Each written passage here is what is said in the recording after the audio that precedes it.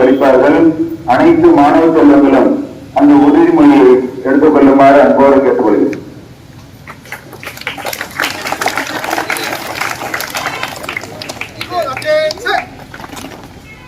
அனைவருக்கும் காலை வணக்கம்.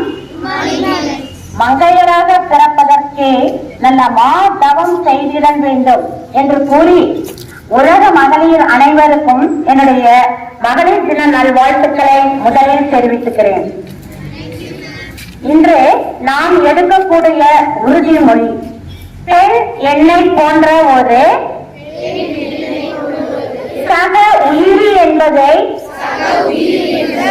எப்போதும் நினைவில் நிறுத்துவேன். என்னால் எதுவெல்லாம் செய்ய இயலுமோ அது பெண்ணாலும் இயலும் என்பதை உறுதியாக நம்புகிறேன். பெண்ணுக்கான உரிமை